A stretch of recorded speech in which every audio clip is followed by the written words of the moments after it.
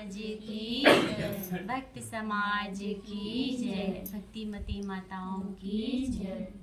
परम पूज्य साहिब जी, वंदनीय संत समाज, सम्मानित भक्त सज्जनों, शक्ति और भक्ति के स्रोत, ममतामयी माताओं, साहिब जी के द्वारा मेरे लिए भी आज्ञा हुई है, आज्ञा पालन आप सभी के समक्ष सद्गुरु कबीर साहिब जी की साखी के आधार पर कुछ निवेदन।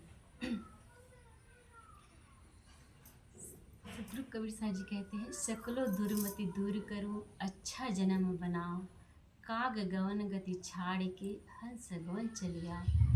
सद्गुरु कबीर साहब जी इस साखी में हमें 4 बातें बताते हैं। पहली बात में कहते हैं सकलो दुर्मति दूर करो, अर्थात जो दुर्बुद्धि है, दुर्मति है, जो कुमति है, उसका त्याग करें। दूसरी बात में कहते हैं अच्छा जन्म बनाओ, जो हमें जीवन मिला हुआ है हम उसे अच्छा बनाएं। तीसरी बात में कहते हैं काग गवन गति छाड़ के, अर्थात जो कौवे की चाल है, रहनी है, उसका हम त्याग करें।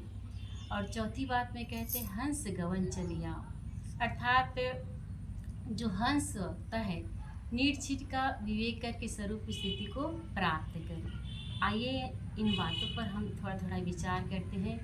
कहते हैं सकलो दुर्मति दूर करो, अर्थात जो दुर्बुद्धि है, जो कुमति है, यही सारे अनर्थों की जड़ है। आज हम देखते हैं दुर्बुद्धि के कारण, कुमति के कारण आज भाई भाई में लड़ाई होता है, पिता पुत्र में लड़ाई होता है, सास बहू में लड़ाई होता है, माँ बेटे में लड़ाई होता है, यहाँ तक कि एक पड़ोसी दूसरे पड़ोसी से लड़ाई करते हैं, एक गांव वाले दूसरे गांव वालों से लड़ाई करते हैं, और एक राष्ट्र दूसरे राष्ट्र से लड़ाई करते हैं। इन सब का कारण क्या है? दुर्बुद्धि।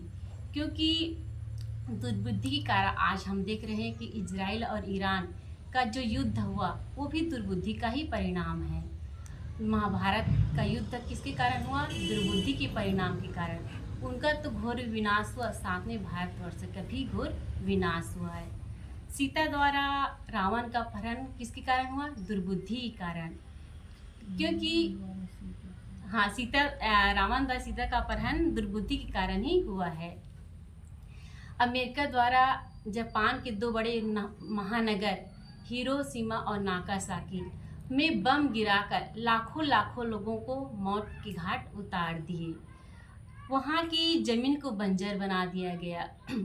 धर्म के क्षेत्र में कहे तो ईसाइयों द्वारा गैर ईसाई है उसको रक्त रंजिश किया जाना, मुसलमान है जो गैर मुसलमानों को सताया जाना, आए दिन सांप्रदायिक दंगे फसाद करना, धर्म और विज्ञान दोनों सत्य की उपासक होते हुए एक दूसरे में टकराव होना, इन सब का कारण क्या है? दुर्बुद्धि। आज दुर्बुद्धि के कारण मनुष्य जो है अखाद्य पदार्थ है, जैसे अंडा, मांस, मछली, ये सब खा लेते हैं, और गांजा, भांग, सिगरेट, बीड़ी ये सब को पीता है। क्यों पीता है? क्योंकि उनके पास सद्बुद्धि नहीं है। हम जिसे पढ़े लिखे अप टू डेट कहते हैं, वही लोग सिगरेट पीते हैं, जबकि उसके डिब्बे में साफ लिखा रहता है कि यह स्वास्थ्य के लिए हानिकारक होता है, फिर भी इसको पैसे से खरीद कर पीते हैं। ये कितनी बड़ी दुर्बुद्धि की बात है। जिसे हम अप टू डेट पढ़े लिखे कहते हैं, सुटेड बुटेड में रहते हैं, फिर भी वो सिगरेट पीते हैं। जो छोटे आदमी हैं वो तो बीड़ी पीते हैं, लेकिन जो पढ़े लिखे रहते हैं वो क्या पीते हैं? सिगरेट। क्योंकि उनके पास पैसा अधिक है, तो क्या करते हैं? वे सिगरेट को खरीद करके पीते हैं। सद्गुरु कहते हैं कि आदमी जो है अखाद्य पदार्थ, अखाद्य पेय पदार्थ वो सबको पी लेता है। क्यों? क्योंकि उसके पास बुद्धि नहीं है कि क्या खाना चाहिए और क्या नहीं खाना चाहिए।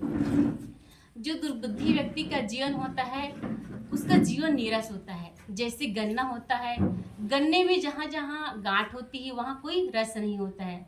ऐसे ही जो अहंकारी व्यक्ति का जीवन होता है, नीरस होता है, उसका जीवन श्रद्धाहीन, भक्तिहीन और समझदारी रहित होता है।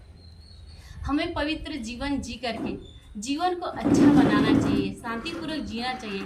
लेकिन कुछ लोग यहाँ तक के सूरवीर होते हैं कि छोटे छोटे बातों को लेकर के इतने लड़ते हैं कि वे कोर्ट कचहरी तक के मामले तक पहुँच जाते हैं। और एक व्यक्ति था जो उसकी ज़मीन की कीमत मात्र 500 रुपये की थी, लेकिन वो अपनी ज़मीन की कीमत के लिए कितना 27 साल और 75,000 रुपये खर्च किया। जब उनसे पूछा गया कि आपने इतना समय और इतना पैसा क्यों बर्बाद किया, तो उन्हें बड़े रौब से कहा कि साहिब, ये लड़ाई बात ज़मीन की नहीं है, बल्कि किसकी है? बात की है। इस प्रकार हम देखते हैं कि बात-बात की लड़ाई में लोग जो है अपना अमूल्य समय, अपना अमूल्य धन और अपने अमूल्य जीवन को बर्बाद कर देते हैं। सद्गुरु कहते हैं, धिक स्वार्थ झूठा अहंकारा, अर्थात झूठे अहंकार के कारण व्यक्ति अपने अमूल्य समय, अपना अमूल्य जीवन को यूं ही बर्बाद कर देते हैं।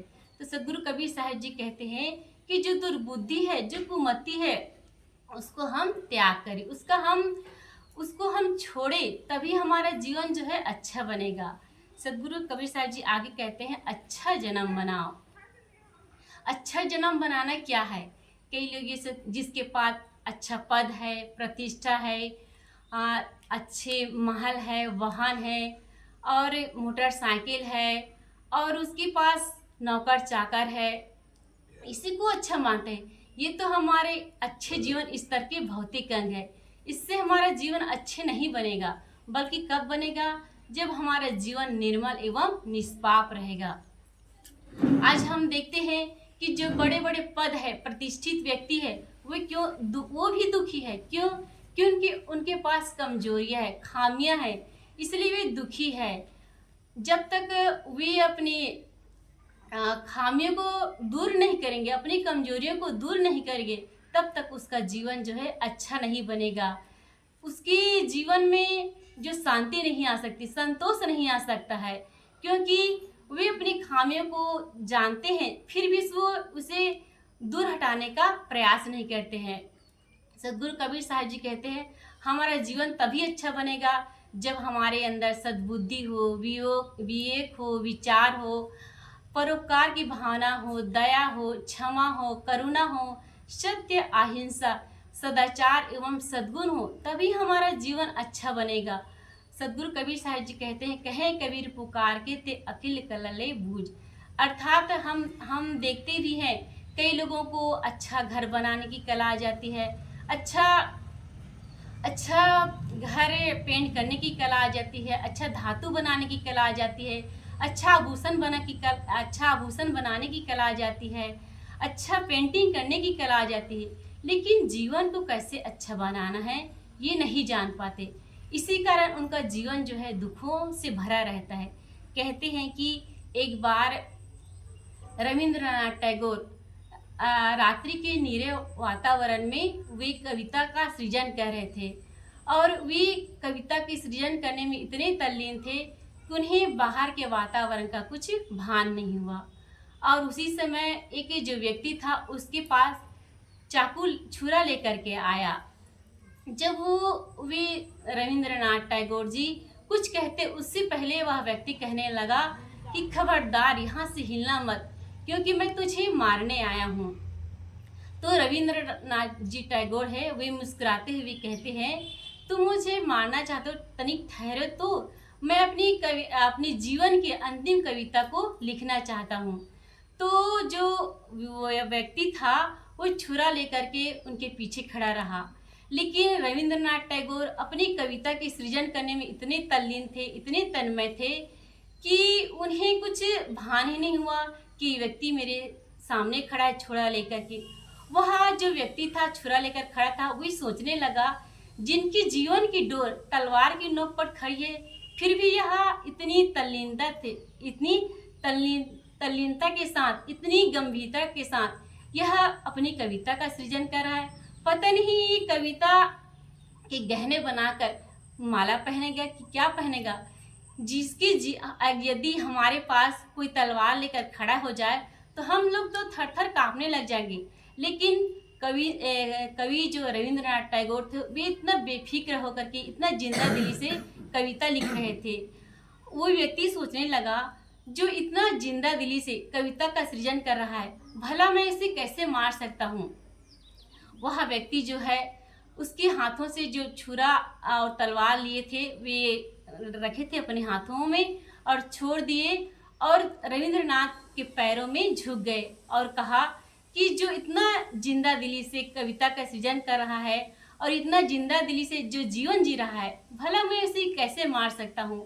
तो रविंद्रनाथ टैगोर जो है उस व्यक्ति को झुक करके उठाए और कहा कि जीवन जीने के लिए तो भोजन बहुत जरूरी है, और भोजन से ज़्यादा जरूरी क्या है? पानी, और पानी से ज़्यादा जरूरी क्या है? वायु। लेकिन मरने के लिए कुछ भी जरूरी नहीं है, केवल दिमाग का नस फट जाए या दिल की धड़कन रुक जाने से ही जीवन जो है समाप्त हो जाता है। लेकिन मरने के लिए कोई ज़्यादा सामग्री की आवश्यकता नहीं है, इसलिए हम अपने जीवन को अच्छा बनाएं, क्योंकि हमें यह जीवन मिला हुआ है। क्यों मिला हुआ है? सत्संग करने के लिए, अपने जीवन में सुधार लाने के लिए, अपने जीवन का निर्माण करने के लिए। लेकिन हम लोग भूल जाते हैं, आए तो रहते हैं अपने जीवन का कल्याण करने के लिए, लेकिन हम इन्हीं पुत्र में, परिवार में, घर में, इसी में हम भूल जाते हैं, इसलिए हम अपने जीवन को अच्छा बना नहीं पाते हैं। सदगुरु कबीर साहब जी आगे कहते हैं, काग गवन गति छाड़ के, अर्थात जो कौवे की चाल है, कौवे की रहनी है, उसको छोड़ दो। क्योंकि हम देखते हैं कौवा की वाणी जो है वाणी कर्कश होती है, उनकी चाल जो है गंदे होते हैं और वे गंदे चीज़ों पर ही चोंच मारता है। इसलिए सदगुरु कबीर साहब जी कहते हैं कि जो कौवे की चाल है, रहनी है, उसको छोड़ दो। कुछ लोग भी कुछ मनुष्य भी इसी प्रकार से होते हैं जो कौवे के समान कर्कश वाणी होते हैं, आचरण के गंदे होते हैं और उनका स्वभाव भी गलत ही होता है। इसलिए सदगुरु कबीर साहब जी कहते हैं, हम कौवे की जो चाल है, कौवे की जो रहनी है, उसको हम त्याग करें। कहा जाता है कि कौवे जो हमेशा गलत चीज़ों पर ही चोंच मारता है। गोस्वामी तुलसीदास जी भी कहते हैं, कौवा जो है क्या क्या खा नहीं लेता है। कहा गया है, कौवा कोयल काको धन हरे, कोयल काको धन हरे, काका काको धन हरे, कोयल काको धन हरे, हाँ, कौवा काको दे, अपने शब्द सुनाए के जग अपयस करे ले। अर्थात हम देखते हैं कि कोयल हमें क्या देता है, लेकिन अपनी मीठी वाणी के द्वारा सबके दिलों को क्या कर लेता है? जीत लेता है। और कौवे जो है अपने कर्कश स्वभाव के कारण अपना तो कुछ कापा करता है, साथ में वहाँ के माहौल को भी चिड़चिड़ापन बना देता है। हम देखते भी हैं, यदि कौवा किसी के घर आंगन में बैठे तो लोग उसे मारने दौड़ते हैं। क्यों? क्योंकि उनकी वाणी जो है कर्कश होती है, उनकी चाल जो है गंदे होते हैं। इसलिए सदगुरु कबीर साहब जी कहते हैं, जो कौवे की चाल है, जो कौवे की रहनी है, उसको हम त्याग करें। कहते हैं कि एक बुढ़िया माता थी, वह हमेशा अपने परिवार वालों से लड़ती थी, झगड़ती थी, कभी शांत नहीं रहती थी। उसके परिवार वालों ने तंग आ करके उसके लिए एक दूसरा मकान बनाए। तो वो जो बुढ़िया माता थी, जहाँ पे जिस जगह पे मकान बनाए, तो वहाँ के लोगों को भी लड़ने लगी, झगड़ने लगी। तो जो वहाँ के लोग थे वो भी उनका निरादर करने लगे, उनका अपमान करने लगे। तो बुढ़िया माता सोचती है कि परिवार वाले मेरा अपमान किए तो किए, मेरा तिरस्कार किए तो किए, लेकिन यहाँ के लोग भी मेरा तिरस्कार करते हैं, यहाँ के लोग भी मेरा अपमान करते हैं, मुझे कोई सम्मान नहीं थे। क्यों ना मैं इस गांव को छोड़ करके दूसरे गांव चली जाऊं। वह जो बुढ़िया माता थी फिर दूसरे गांव चली जाती है, और उनका तो स्वभाव बदला नहीं, वही लड़ाकू स्वभाव की थी। वहाँ भी गई तो वहाँ के लोगों को भी लड़ना प्रारंभ किया। तो वहाँ के लोग भी उससे नाराज हुए, उनसे बातचीत करना छोड़ दिए। तो बुढ़िया माता कहती है, वो मेरे गांव, जिस गांव में रहती थी, वहाँ के लोग मेरा तिरस्कार किए तो किए, यहाँ के लोग भी मेरा तिरस्कार करते हैं, मुझे अपना नहीं मानते, मेरा सम्मान नहीं करते हैं। क्यों ना मैं इस गांव को छोड़कर फिर दूसरे गांव चली जाऊं। तो फिर वो बुढ़िया माता जो जा रही थी, रास्ते में उन्हें एक संत जी मिल गए। तो संत जी पूछते हैं कि बुढ़िया माता क्यों, क्या हुआ, क्यों इतनी परेशान दिख रही हो, क्या बात है। तो बुढ़िया माता अपनी जो व्यथा थी उसको सुनाए। कहा कि परिवार वाले लोग मेरा सम्मान नहीं किए तो नहीं किए, दूसरे गांव वाले लोग भी मेरा सम्मान नहीं किए, इसलिए मैं इस गांव को छोड़ करके दूसरे गांव चली जा रही हूँ।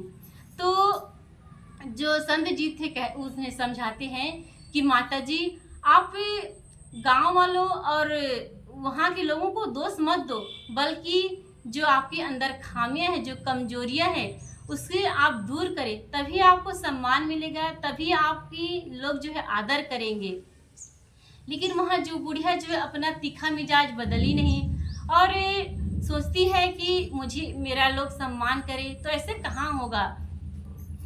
कहते हैं स्कूल बदलने से क्लास नहीं बदल जाता है। इस क्लास को बदलने के लिए विद्यार्थी को साल भर की पढ़ाई करनी पड़ती है, परीक्षा देना पड़ता है, उत्तीर्ण होते तभी क्लास जो है बदलता है। स्कूल बदलने से क्लास बदलने वाला नहीं है। इसी प्रकार से जब तक हम अपने जीवन को बदलेंगे नहीं, तब तक हमारा ना तो कोई सम्मान करेगा, ना तो कोई हमें आदर देगा। इसलिए सदगुरु कबीर साहब जी कहते हैं, जो कौवे की चाल है, कौवे की रहनी है, उसका हम त्याग करें। और चौथी बात में कहते हैं, हंस गवन चली आओ। अर्थात सदगुरु कबीर साहब जी कहते हैं कि जिस प्रकार से हंस पक्षी जो होता है दूध और पानी में के मिश्रण से दूध को पी लेता है और पानी को छोड़ देता है, वैसे ही हम नीर का विवेक करके सत्य क्या है, असत्य क्या है, पर क्या है, स्व क्या है, कर्तव्य क्या है, अकर्तव्य क्या है, इस पर हम विचार करें। मैं कौन हूँ, जगत क्या है, इस पर हम विचार ही नहीं करते, तभी हम अपने जीवन को समझ नहीं पाते, तभी हम अपने जीवन का कल्याण नहीं कर पाते। एक हंस पक्षी जो होता है वो दूध और पानी में के मिश्रण से दूध को पी लेता है, सार को पी लेता है। वैसे ही हम मानव जीवन पाए हैं, अच्छा जीवन हमें मिला हुआ है, तो हम भी सोचें कि हमें क्या करना चाहिए और क्या नहीं करना चाहिए। इस पर हम विचार करेंगे, तभी हम अपने जीवन को अच्छा बना सकते हैं। सदगुरु कबीर साहब जी की साखी में कही थी, सकलो दुर्मति दूर करूं, अच्छा जन्म बनाओ, काग गवन गति छाड़ के हंस गवन चली आए, हंस गवन चली आओ। अर्थात जो दुर्बुद्धि है, जो कुमति है, उसका हम त्याग करें और जो हमें जीवन मिला हुआ है हम उसे अच्छा बनाने का प्रयास करें। और जो कौवे की चाल है, जो रहनी है, उसका हम त्याग करें और हंस पक्षी के समान नीर का विवेक करके स्वरूप स्थिति को प्राप्त करें। बस इन्हीं शब्दों के साथ मैं अपनी वाणी को यहीं पे विराम देती हूँ। बोलिए सद्गुरु देव की जय।